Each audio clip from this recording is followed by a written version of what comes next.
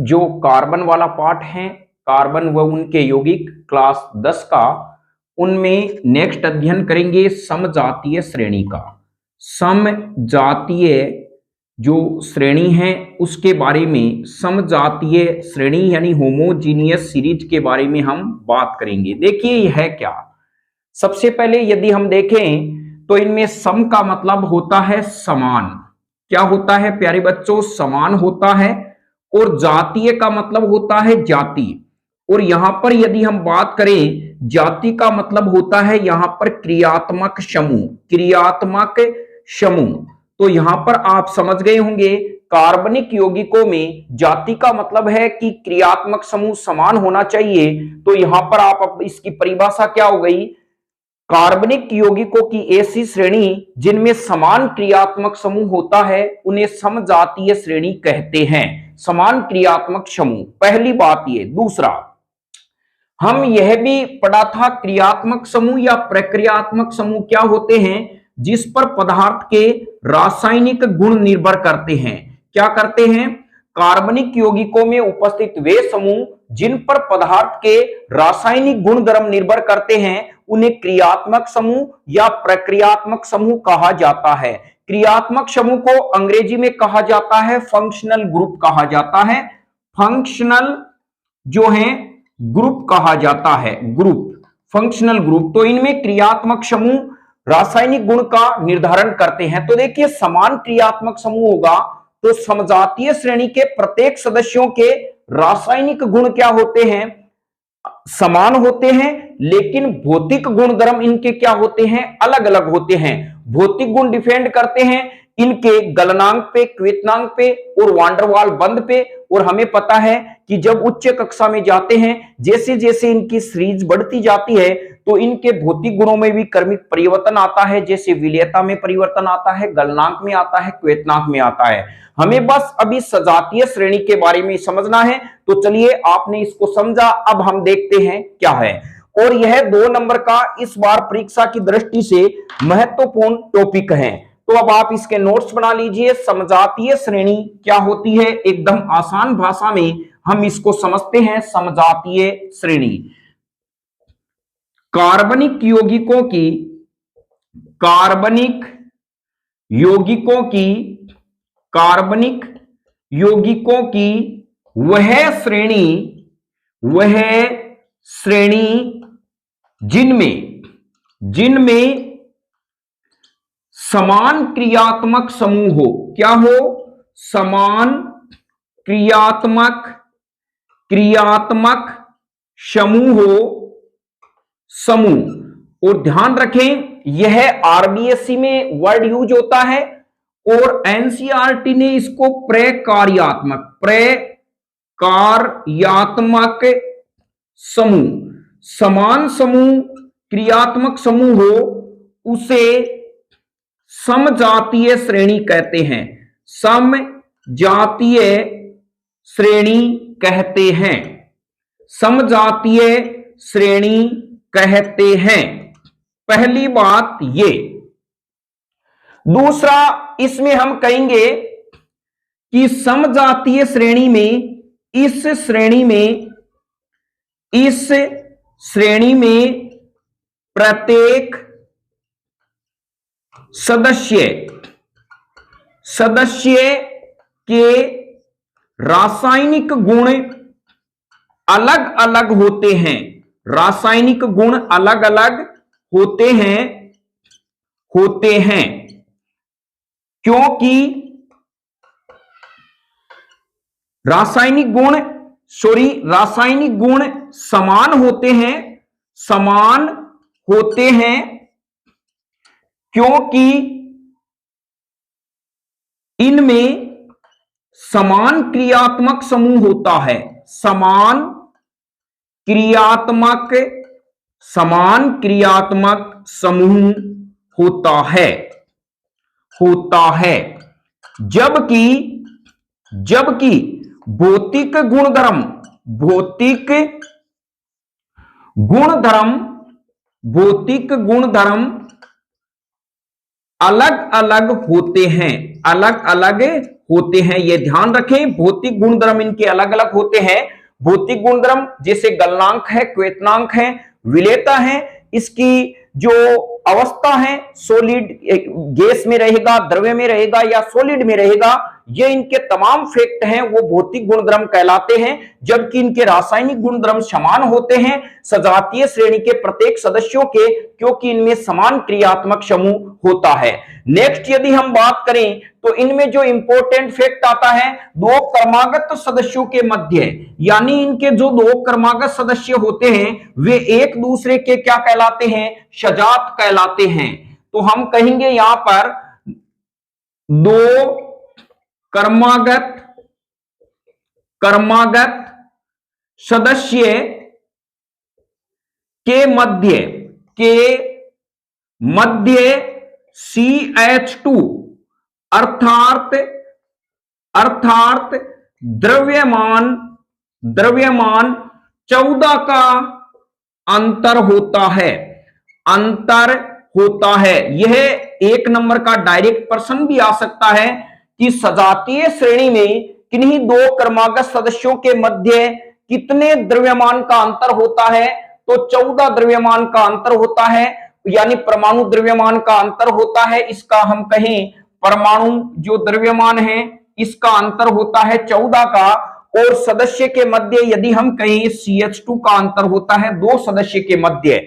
जैसे मैं लिख रहा हूं 1 2 3 4, तो यह 1 और 2 एक दूसरे के सजात हैं, यानी हम कहें तो इनमें 14 का अंतर आएगा। फिर यदि 2 और 3 की बात करूं इनमें 14 का अंतर आएगा, 3 और 4 की बात करूं इनमें 14 का अंतर आएगा। क्यों आएगा? क्योंकि कार्बन का जो द्रव्यमान होता है वो 12 होता है, हाइड्रोजन का होता है 2, इनको जोड़ने पर आता है 14। तो दो क्रमागत सदस्यों के मध्य कितने का अंतर होता है प्यारे बच्चों? CH2 का, अर्थात 14 परमाणु द्रव्यमान का अंतर होता है। तो अब चलिए इनके बारे में देखते हैं, सजातीय श्रेणी के उदाहरण क्या हैं। सजातीय श्रेणी के उदाहरण के बारे में देखते हैं। तो सबसे पहले ए है मेरे पास एल्केन श्रेणी है सजातीय श्रेणी, और इसका जो सामान्य सूत्र है प्यारे बच्चों, सामान्य सूत्र प्यारे मित्रों क्या होगा? CnH2n + 2 होता है। यह एल्केन श्रेणी का सामान्य सूत्र होता है। और इसमें यदि मैं बात करूं CH4, फिर इसके बाद में आएगा CH3, फिर आएगा CH2, फिर आ जाएगा CH2 और CH3 आदि। इस प्रकार का ये क्रम चलता जाता है। देखिए एल्केन का प्रथम सदस्य मेथेन है, दूसरा सदस्य एथेन है, तीसरा सदस्य प्रोपेन है, चौथा क्या है? ब्यूटेन है। यदि मैं इन दोनों सदस्यों को देखूं, देखिए इनके बीच में देखूं तो केवल CH2 का अंतर आ रहा है, यानी यदि मैं इसमें CH2 जोड़ देता हूं तो यहां पर एक हाइड्रोजन यहां आने से एथेन बना।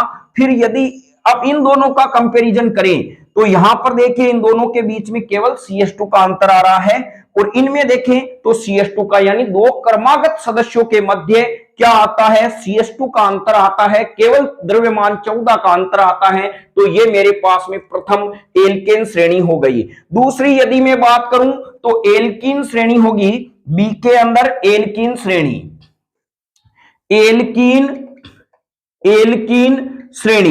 एल्कीन श्रेणी का प्रथम सदस्य मैंने पहले ही बताया है। सामान्य सूत्र इसका क्या होता है? सामान्य सूत्र प्रिय मित्रों इसका सामान्य सूत्र होता है CnH2n, और इसका प्रथम सदस्य की बात करूं CH2, फिर आता है CH3 डबल बॉन्ड CH2, फिर आ जाएगा CH3 डबल बॉन्ड CH2। यदि आप इनको गौर से देखेंगे तो इसमें और इसमें केवल CH2 का अंतर आ रहा है, इसमें और इसमें CH2 का अंतर आ रहा है। इस प्रकार ये श्रेणी आगे चलती जाती है। तो दो क्रमागत सदस्य जिनके मध्य CH2 का अंतर होगा वे एक दूसरे के क्या कहलाएंगे? सजात कहलाएंगे। तो हमें कहा जाए कि A मेरे पास ये हैं, बी ये हैं, सी ये हैं। बताओ इनमें एक दूसरे के सजात कौन हैं? तो मैं कहूंगा ए और बी एक दूसरे का सजात हैं,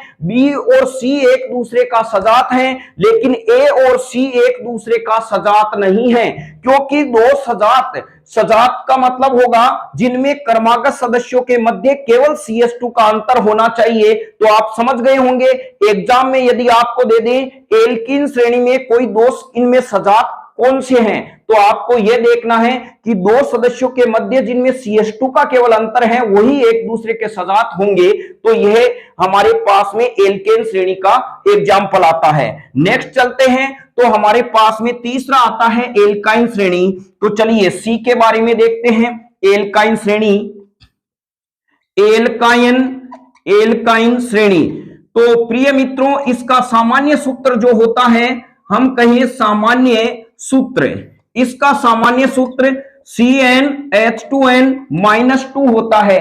क्या होता है? CnH2n-2 होता है। इसका प्रथम सदस्य होता है एथाइन, फिर इसके बाद में CH3C ट्रिपल बॉन्ड CH, फिर आ जाता है CH3CH2C triple bond CH ETC।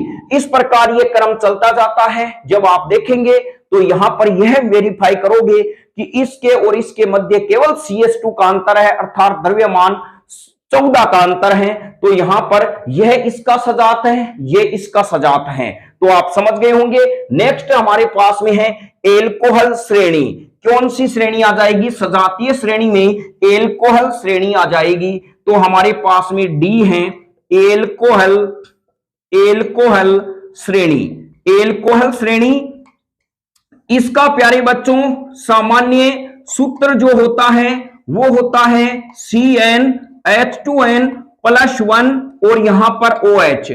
इस प्रकार से यह एल्कोहल का सूत्र है। जैसे हम आपको पहले ही बताया था, जैसे एल्कोहल कार्बोक्सिलिक अम्ल का सामान्य सूत्र का अध्ययन करना है तो पिछले वीडियो पर आप जाइए, तो उसमें आपको तमाम पूरा फैक्ट मिल जाएगा क्यों होता है। अब मैं एल्कोहल का बनाता हूं। तो यह मेरे पास में पहला मेथिल एल्कोहल, दूसरा मेरे पास में CH2OH एथिल एल्कोहल, फिर मेरे पास में है CH3CH2CH2OH प्रोपिल एल्कोहल हमारे पास में हो जाएगा, यानी प्रोपेनॉल इसका नाम हो जाएगा। तो यहां पर आप समझ गए होंगे ETC एक्स्ट्रा में हम लिख सकते हैं, इनमें दो क्रमागत सदस्यों के मध्य केवल CH2 का अंतर होता है। तो उम्मीद करता हूं आज आप सजातीय श्रेणी के बारे में अच्छी तरह से समझ गए होंगे। चलिए अब हम विकल्प में देखते हैं कि कौन सा विकल्प यहां पर गलत है। कौन सा विकल्प? तो प्रश्न है सजातीय श्रेणी में क्वेश्चन है निम्न में से कौन सा विकल्प गलत है? गलत है। जब आपके सजातीय श्रेणी आपने आसानी से पढ़ ली है प्रिय मित्रों, तो आप इस विकल्प को आसानी से हल कर देंगे। तो 10th के साथ साथ हमारा उद्देश्य न्यू कंसेप्ट क्लासेस का यह है कि आप केमिस्ट्री में महारत हासिल कर लें, जैसे आगे साइंस में जाएं तो इस प्रकार के विकल्प आते हैं, तो उसमें आप घबराएं नहीं। तो पहला विकल्प है नंबर ए कहीं तो सजातीय श्रेणी में समान क्रियात्मक समूह होता है, समान क्रियात्मक समूह होता है। पहला विकल्प ये। Number B